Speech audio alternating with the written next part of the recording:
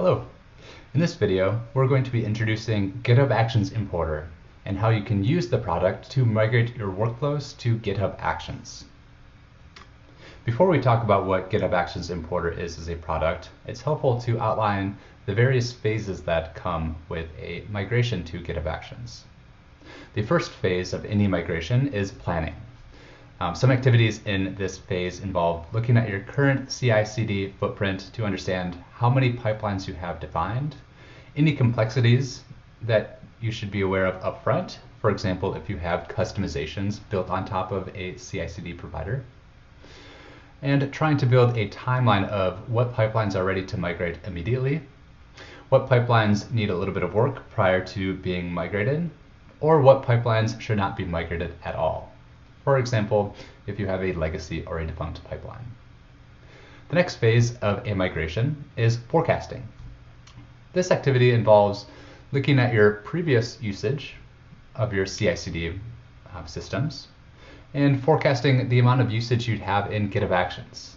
This is incredibly helpful to understand the number of runners that you're consuming and the types of runners you're consuming so that when you migrate to GitHub Actions, you have the number and type of runners available in order to meet your demands.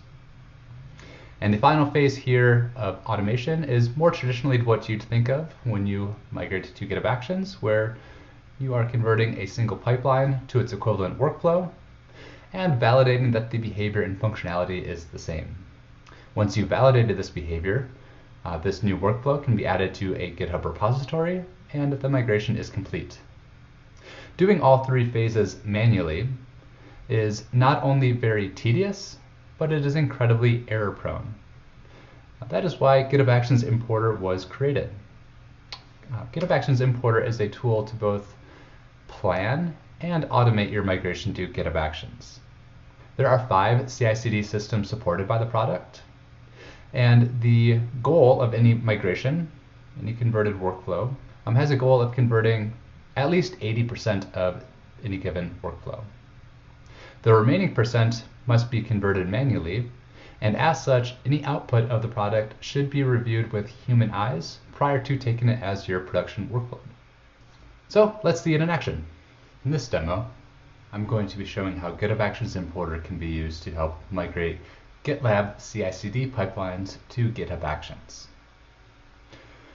GitHub Actions Importer is distributed as a Docker image and an extension to the GitHub CLI to interact with that image. The first CLI command that you should run when you are setting up your local environment is the configure command. What this will do is start an interactive command prompt to set the required credentials in order to authenticate with your GitLab CI/CD server and your desired GitHub repository. These credentials are persisted into a .env file, so you can run this configure command a single time and have the results persist between all of your migration commands.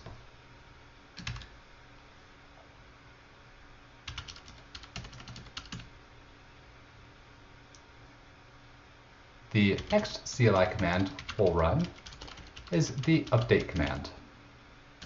What the update command will do is fetch the latest version of the image that Actions Importer is distributed within so that you are on the latest and greatest version of the tool.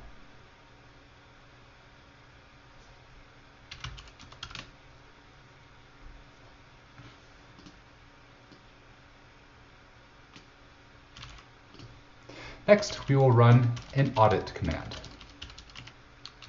What an audit will do is fetch all of the pipelines defined in this GitLab namespace, convert each of these pipelines to their equivalent GitHub Actions workflow, and then write a report that summarizes how complete and how complex of a migration you're looking at.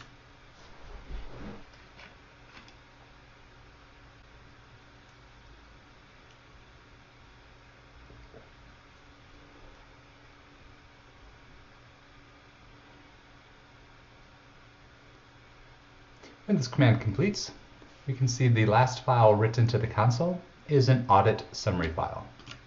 Let's take a look at these file contents. The audit summary is a simple markdown file. However, the data contained within it is incredibly powerful to help you plan your migration to GitHub Actions. Here we can see in this namespace there were 12 total pipelines defined. 11 were considered successful, meaning all of the constructs of the pipeline were converted and all of the individual items, for example, the individual build steps and the individual build triggers, were converted to their equivalent in actions. There were no partially successful pipelines. A partially successful pipeline would be if the main constructs of the pipeline were converted, however, an individual build step or an individual build trigger were not automatically converted. There was one unsupported pipeline type, which we'll talk about in a second, and there were 0 failures. Here we can see the job type breakdown. In total, 11 of these pipelines were using just the standard YAML-based pipeline in GitLab. However, one was configured using AutoDevOps, which is not supported by GitHub Actions Importer. Next, we see a list of the build steps used in this GitLab namespace, and the descending order list here of the frequency in which these build steps were used. The next category here is the list of all of the actions, all 125 actions that were used in order to convert these GitLab build steps. This list of actions is incredibly useful to help plan any compliance requirements or security reviews, and to help you, the person performing the migration, understand which first-party and third-party actions you'll be taking a dependency on once you migrate to GitHub Actions. There's a similar breakdown here for the build triggers used, the environment variables, and a set of manual tasks that must be completed by the person performing the migration. A manual task is something that GitHub Actions Importer is not able to automatically migrate. However, workflows may reference these items. For example, a self-hosted runner is not converted automatically by GitHub Actions Importer. However, the reference to these self-hosted runners are converted. Similarly, if you were referencing any credentials or encrypted values in GitLab, the encrypted values will not be converted, but there will be a manual task to populate those secret encrypted values in GitHub. The rest of the file contents of this audit summary contain a manifest of all of the files that were written to disk during this audit command. Generally, there'll be a few files written for each pipeline, one for the original source pipeline, one for the network response from GitLab, and then one for the converted workflow contents themselves. Next, we will perform the forecast command. What a forecast will do is fetch all of the jobs that were completed after a specified start date. We default to 7 days ago. Then we will use this list of jobs to calculate metrics that show how many runners you're consuming today and where you're spending your build minutes on.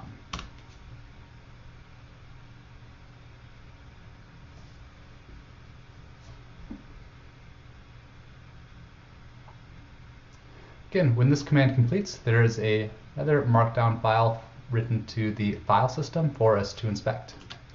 Let's take a look at this forecast report. Here we can see, over the past 7 days, there were 20 jobs run across 15 unique pipelines. There are metrics that show the total execution time and how long each job tends to take to complete. There are metrics for the queue time and the job concurrency metrics. These metrics are also calculated for each queue of runners, so you can determine exactly where your build minutes and build time is being spent on your current build infrastructure. The next command that we will look at is the dry run command. What a dry run will do is fetch an individual pipeline, convert it to its equivalent GitHub Actions workflow, and then write that converted workflow to your local file system. So let's take a look here. On the left is the original GitLab CI YAML file, and on the right is the GitHub Actions workflow that was converted from this. So here we can see on the left, we are defining some stages, build, test, and deploy. We are running on the Alpine Linux image, and then running some simple commands within each of these stages. On the right, we have a workflow that has, well, different syntax, functionally the same behavior. We have jobs running in the build, test, and deploy stage, using the same exact sequence of and ordering of jobs to be executed, and performing the same simple echo statements in each job. The last CLI command that we will look at today is the migrate command. A migrate command will fetch an individual pipeline from your GitLab server, convert it to its equivalent in GitHub Actions, and then instead of writing the converted workflow to your local file system, a pull request will be opened up directly on your behalf. So let's take a look at this pull request that was opened. As we would expect, the converted workflow contents here are the exact same file contents that were written to disk during the dry run. This pull request is the perfect and most natural place to add any code review or last status checks prior to approving this PR, merging it, and completing the migration of this pipeline. So that is how GitHub Actions Importer can be used to both plan, forecast, and automate your migration to GitHub Actions.